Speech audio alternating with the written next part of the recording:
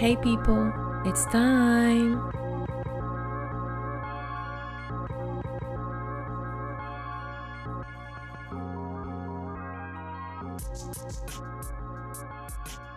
Welcome to the Tribe, a space created for us by us.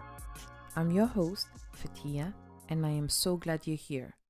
Hey everyone, welcome to a new episode of the Tribe podcast. I hope you are well, wherever you are, and if it's not the case, I really hope that you feel better soon. I wanted to thank all of you for listening to the last episode and this one. Thank you so much. And for all your feedback. It really matters to me and helped me on this journey. You are appreciated. So before we dive in, I wanted to tell you a little bit more about myself. My name is Fatia, as you know, and I am a 36-year-old mom of one little boy. I was born and raised in France from continental African parents. My mom is from Djibouti, from a Somali mom, and an Afar dad, both from Ethiopia. I usually say that she's from the Horn of Africa, to sum it up. It's easier that way. And my dad is from an island that is a French department, located in the western part of the Indian Ocean, next to Madagascar, and it's called Mayotte. The idea behind the tribe concept, because it is a concept, it's a project that I'm creating, and the podcast is the first step of this bigger project, I hope. And the idea behind it came to life when I came back from my trip in Colombia, a country where I felt home when it is not really where I come from. And the reasons why I felt home was because of all the things this country has in common with my home, Africa. Anywho, for today's episode, I wanted to talk about something that connects all of us Afro-descendant. I introduced it in my last episode, but I wanted to deep dive into this with you guys. This episode is called Drums Across Ocean, We Carried the Rhythm. Can you remember a time when drumming or rhythm brought you closer to your roots, your people, or yourself? When you hear a drum, what do you feel in your body? Across oceans, throughout the centuries, there is a beat that survives. In the Caribbean, the Indian Ocean, South America, the rhythm of Africa lives on to the sound of percussions. Today we are talking about the journey of the drum from the sacred villages of Central, South, and West Africa to the streets of Loiza in Puerto Rico, the village of Palenque in Colombia, the bustling streets of La Habana in Cuba, Trinidad and Tobago, Guyana, everywhere. Because drum is the music of survival, joy, memory, and connection between us. And I am going to tell you why.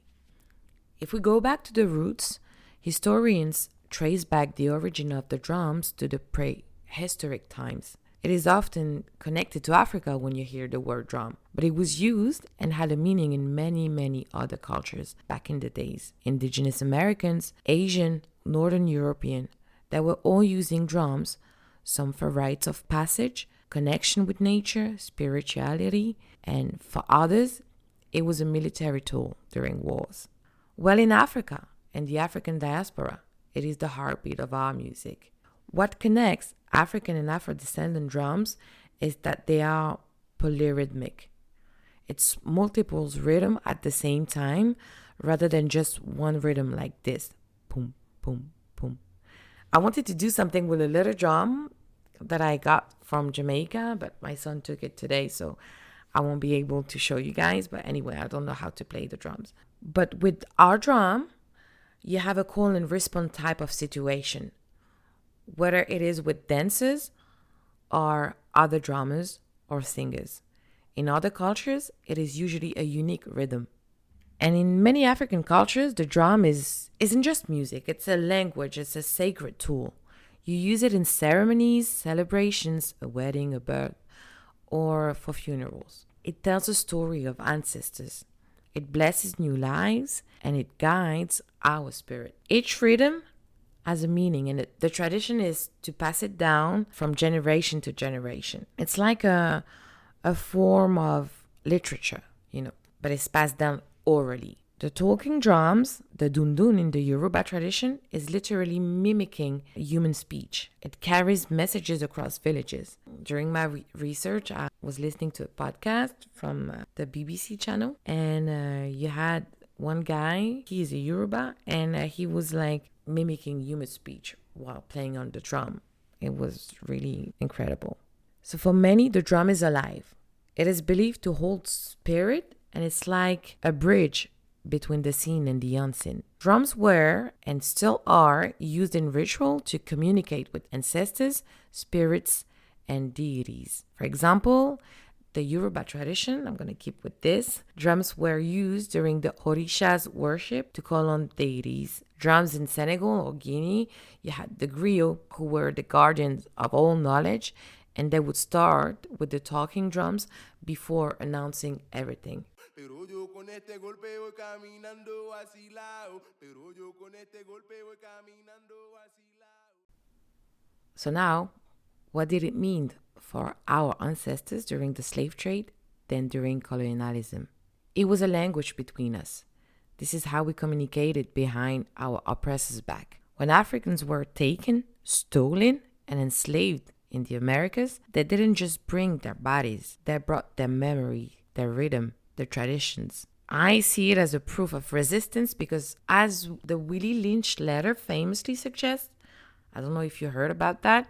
It's a little bit controversial, but you should read about it on the internet and you will see. So there's a quote from this letter that says, "Keep the body, take the mind." The strategy of the oppressor wasn't to kill our ancestors. It was to kill their spirit, their memory, and pass down that division down for generations to break the connection. So in some part, they used the drums to communicate, to organize escapes and revolts, and also to fight against the culture eraser. Slave traders, then colonizers, didn't like that. And I read, for example, that the drums were banned in some places, for example, like in the southern part of the United States of America. Our ancestors back then in the US were sending coded messages under the nose of their enslavers, and they took it from them to prevent any form of rebellion. And when I try to think of it, it's true that you will see the tradition of drums being played in part of South America, in the Caribbean, West Indies,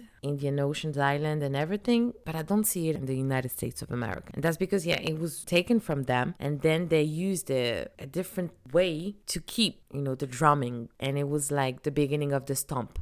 Have you heard about the Negro Act of 1740? I'm going to tell you about this. There was an event, like the Stoner Rebellion of 1739 in South Carolina, where enslaved Africans used drums during the early stages of their revolt. And after this, South Carolina passed the Negro Act of 1740. And I'm going to read you a part of it. So, quote, "Whatsoever master, owner, or overseer shall permit or suffer his or their Negro or other slave or slaves at any time hereafter to beat drums, blow horns, or use any other loud instruments," end quote. So as a result, drums were outlawed in many slave-holding states and even colonies in the Caribbean and Latin America. It makes me mad. But what makes me happy is that they didn't succeed, because after that, Afro-Americans used their body as percussion. Clapping, stomping, everything was a way to recreate rhythm. So what do we have now? Now, thanks to the resistance of our ancestors, we have those rhythms connecting all of us Afro-descendant all across the globe. Those rhythms, they live on, and you can find them in the rhythms of the samba in Brazil, in Cuba with the bata drums that are really sacred in La Santeria ceremonies. You have sobar dances in Senegal, belé dances in Martinique, the guoca in Guadeloupe, Rara street procession in Haiti, les ballets in the Congo, Chigoma in the Comoros, Maloya in the Reunion Island, and I think Madagascar as well, and Calypso in Trinidad and Tobago, and others that I can't name.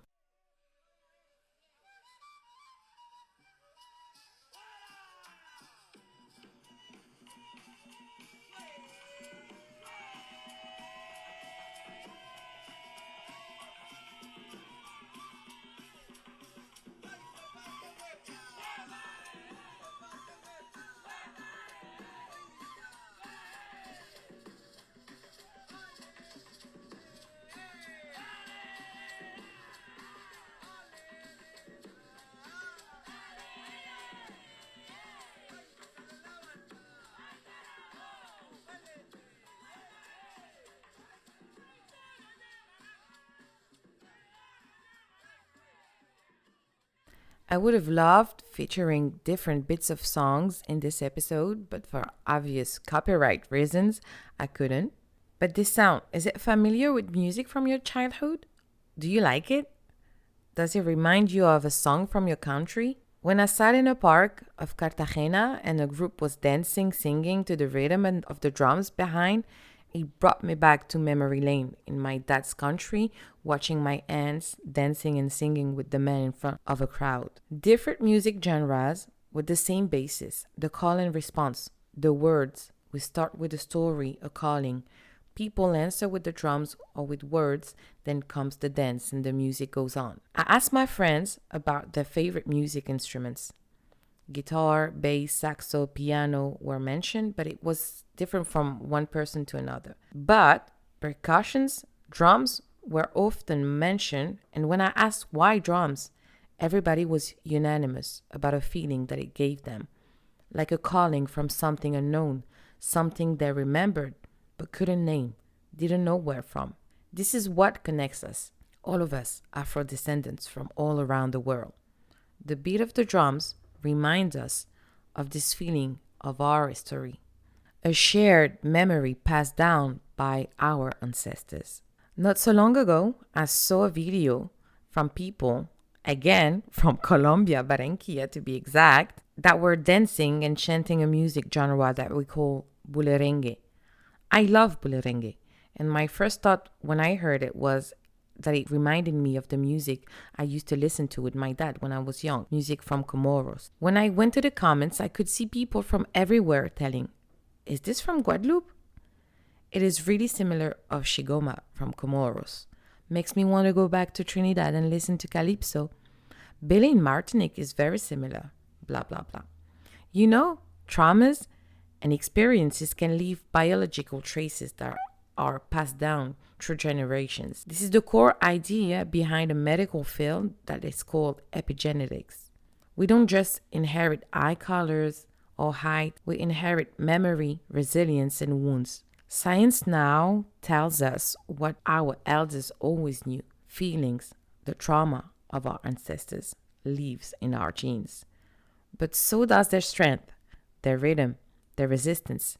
We carry their scars, but also their songs. Healing is not just personal, it's ancestral. So this video not only connected me to my ancestors, but it connected me to those people in the comments that were born in places I never set a foot on.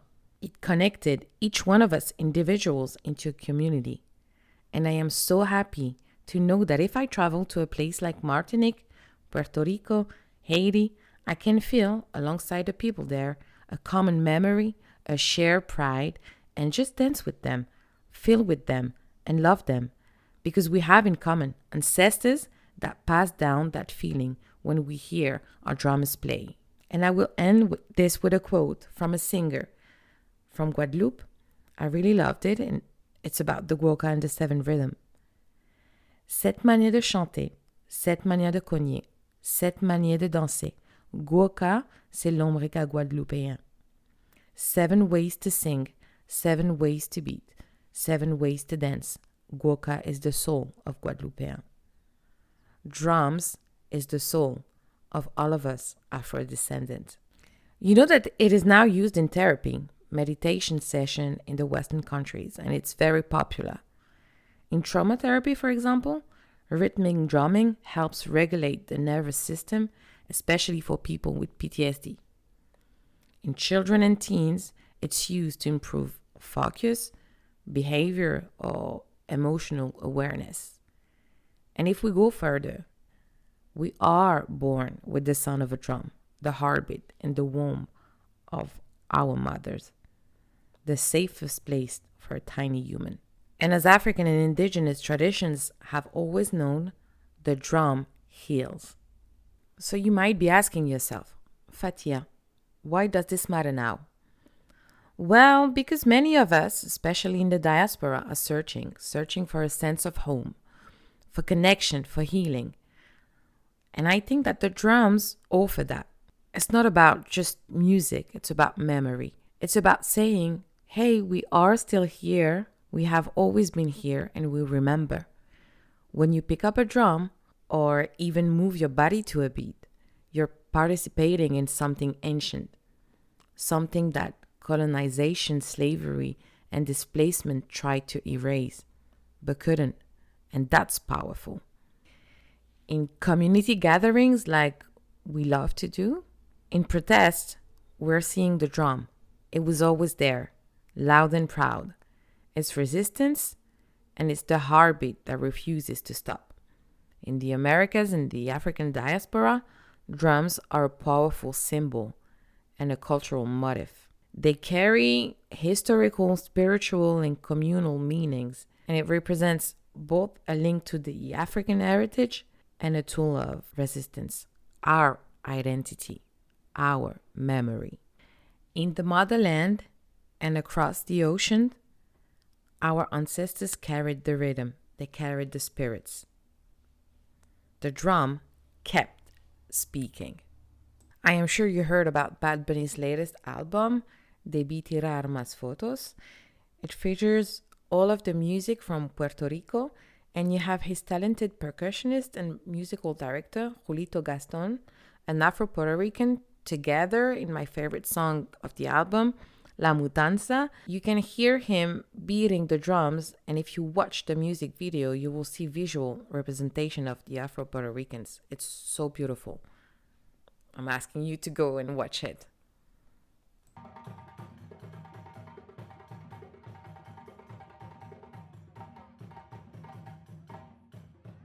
Thanks for being here with me today. I hope you liked this episode. I created a playlist that I will share with you guys in the comments. Please go listen to it and tell me what you think of it. If you have music that you want to share with me, please do. With all of us, actually. I love y'all. Next week, I am going to be in Brooklyn and Harlem mostly to celebrate my sister's birthday and Juneteenth. I don't know if you know about Juneteenth, but it's a very, very important date for the Black community in America. I hope to meet and connect with beautiful souls and to be able to interview them to create the next episode for you guys and having something a little different than just me in a monologue. And I heard your suggestion about, bringing in guests and having debates and everything. And I'm going to prepare a lot of things for you guys in the next episodes. So stay tuned. I love y'all. Bye.